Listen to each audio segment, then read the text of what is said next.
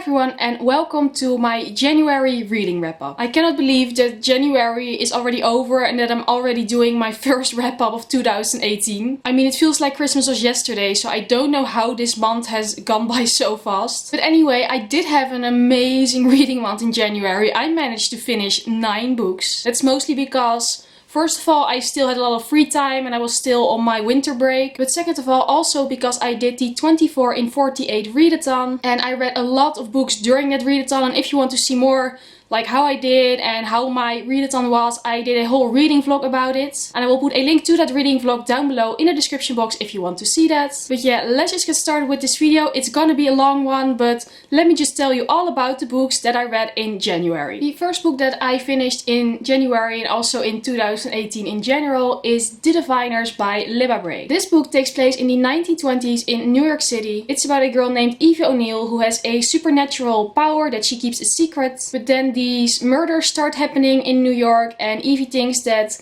maybe with her power she can help solving them. So I absolutely loved The Diviners. I thought it was really amazing and really intriguing. It is of course a historical fiction book with the 1920s time period, but it also had all these supernatural elements and that made it even more interesting. This book has an amazing cast of characters, like Evie is one of them, but there are so many more. And everyone gets a lot of character development, everyone gets a lot of page time. And that is probably also the only downside of this book. Like the first third of the book feels very slow because first of all the world has to be established and all the characters have to be introduced and like established and everything, and that takes a little bit of time. But then as I said, the characters were amazing and it was worth all the time to introduce them, and also the story with the murders was just so epic and so intriguing, and I enjoyed every single bit of it. I can definitely see why so many people love this story so much, because I did, and I really want to read the rest of the series now. I've also heard that the audiobooks of this series are amazing. With The Diviners I did read the physical copy, but with the rest of the series I might listen to the audiobooks if they are as great as everyone says they are. But anyway, I absolutely loved this book. It was an amazing book to start the year off, and I gave The Diviners 5 out of 5 stars. And then the next book that I read in January was We Are the Ends by Sean David Hutchinson. This book is about a boy named Henry, and Henry really struggles with his life. His home situation isn't ideal, he struggles a lot with his mental health, and on top of that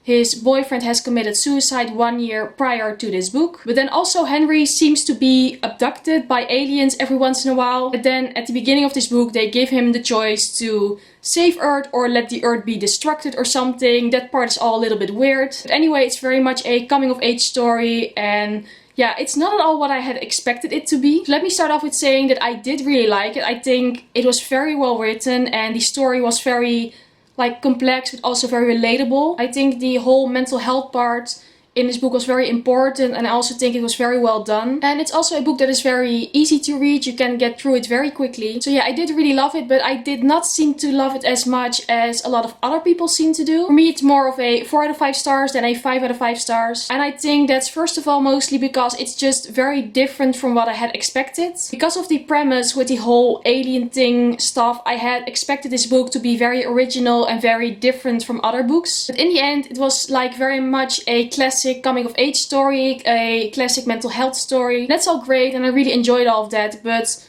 because of that the whole alien part felt very out of place to me. I just didn't really know what to think about all the alien stuff, and I just personally felt that it really didn't fit within the rest of the novel. So yeah, I think it's a very good book and a very good contemporary and a very good coming of age story. And as I said, I really enjoyed it. I just didn't absolutely love it. And as I said, I gave it 4 out of 5 stars. The next book that I read in January was The Kingmakers Daughter by Philippa Gregory. This book is about Anne Neville, who was the daughter of the Earl of Warwick, who was like a kingmaker because he put different kings on the throne and he fought wars because of that, and yeah, it's all history stuff. But anyway, since I had read the Red Queen and the White Queen, I also wanted to read The Kingmaker's Daughter because all 3 books are about the exact same time period, but from different perspectives. So yeah, you probably know how I feel about Philippa Gregory books. I always really enjoy them. I think they are very easy and simple to enjoy, and I just always love reading them. And in this case, I listened to the audiobook. But I think I enjoyed the Kingmakers Daughter a little bit less. But I think that was mostly because I had already read The White Queen and The Red Queen. And I had also watched the TV series The White Queen. And all those things are the exact same story. So maybe I got a little bit tired of the exact same story, but from a different perspective. Like, I really wanted to read The Kingmakers Daughter. So I had read all the books about the Wars of the Roses and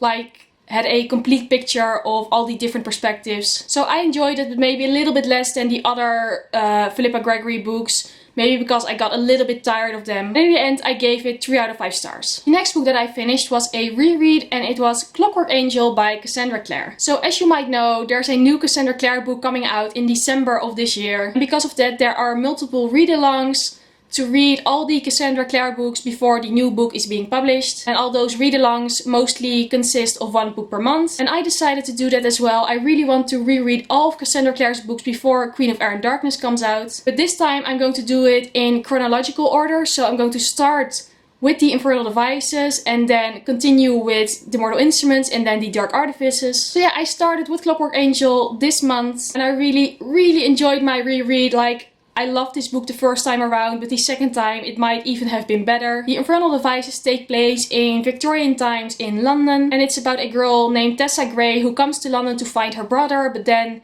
she gets involved with the Shadow Hunters, who are like demon hunters, and it's all amazing and all very enjoyable, and I just love the entire Shadow Hunter world. Yeah, and I loved it as much as I did the first time, and the fun thing about rereads is that you notice things that you didn't notice before. And when you know how a series is going to end, you pick up on some foreshadowing for later events. So yeah, I loved it a lot again, and I don't really have much to say about it apart from that. And of course, I gave it 5 out of 5 stars. And then I read a book that has become one of my all-time favorites. And you have been telling me to read it for so long, and I finally did it. Because in January, I finally read The Name of the Wind by Patrick Rothfuss. This is a fantasy book, and it's about a man named Quote. And Quote tells his very adventurous, very impressing life story. He's like a very intelligent man and he's good with magic and like he lives to all sorts of stuff. And yeah, like, you guys haven't been wrong. This book was so good. I loved it so much. I loved the world, I loved the characters,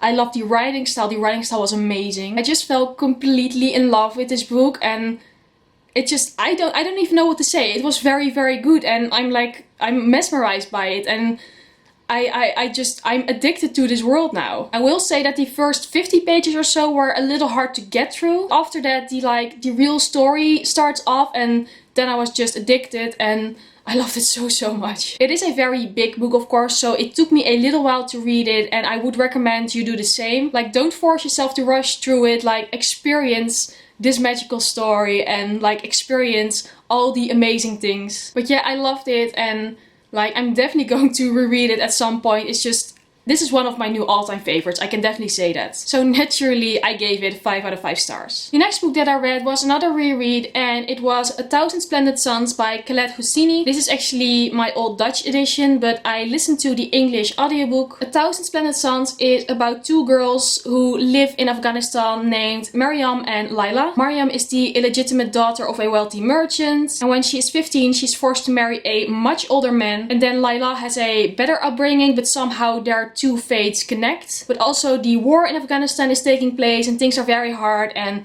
yeah, it's just much about the lives of women in Afghanistan during that time. And yeah, this is one of my all-time favorite standalones. I talked about it in my video about my all-time favorite standalones. It's very emotional, and it's also very much about the relationships between mothers and daughters and about the perspective from women in Afghanistan during the wartime. And yeah, as I said, I just love this story so much, and I immensely enjoyed experiencing it again. And of course, I gave this one also 5 out of 5 stars. And then the 24 in 48 readathon happened. The first book that I finished during the readathon was Every Last Word by Tamara Iron Stone. This book is about a girl named Samantha. She's very popular. She's 16 years old. But Samantha has this secret, and that is that she has purely obsessional OCD, and she doesn't tell anyone about it. But then she meets this mysterious girl named Caroline, who introduces her to the Poets Corner, a place where a number of people write and read their poetry. So again, I absolutely loved this book. I had an amazing reading month in January. I only read really amazing books. Even though Samantha has OCD, I think it is written in a manner that it's very relatable to everyone who feels different. I mean, it's also about our OCD and we also get information about that. But apart from that, it's a lot about like feeling different, feeling that you're very weird. And it's about toxic friendships, but also about accepting yourself and realizing that you yourself are good enough. And because of that, this is really a book that I wished I would have read when I was like 14. A lot of the lessons from this book, like I know now because I'm now 22 and like I've learned things. But if I had read this when I was a young teenager, I think I could have learned a lot from it because it's full of important messages like that. And yeah, apart from that, the story is very intriguing and there are a lot of amazing characters. And yeah, basically I also gave this book 5 out of 5 stars. And then the next book that I finished during the readathon was Murder on the Orient Express by Agatha Christie. This is a crime story about a murder that takes place on the Orient Express. And then the detective named Hercule Poirot goes on a investigation to find out who the murderer is. So this is my very first Agatha Christie novel that I've ever read and I really enjoyed it. It was so fun to read like a very classic crime story. It's a very classic whodunit. Sometimes it feels a little bit cliche, but like books like this is where the cliches come from. But it is written in a very intriguing way and you really want to know who has committed the murder, what has happened. It is quite a simple story because of that, like it's not a very complex thing. It's a very classic crime story. I really liked it and I really want to read more Agatha Christie novels in the future. And I gave Murder on the Orient Express 4 out of 5 stars. And then the last book that I finished in January, I read a big part of it during the readathon, but I finished it after that, and that is Ready Player One by Ernest Cline. This book takes place in the near future where there is a virtual reality system named the Oasis, and the creator of the Oasis, named James Halliday, has died at the beginning of the book. And before he died, he had planted an Easter egg into the game. And the first one who can find the Easter egg will inherit his massive fortune. And then there's the main character named Wade Watts, who is very active in looking for the Easter egg. So again, I absolutely love this book. So this book is very much about the 80s. There are so many games inspired by the 80s. It's full of 80s pop references about 80s films, 80s video games. I mean, I wasn't around for the 80s, so I didn't recognize everything, but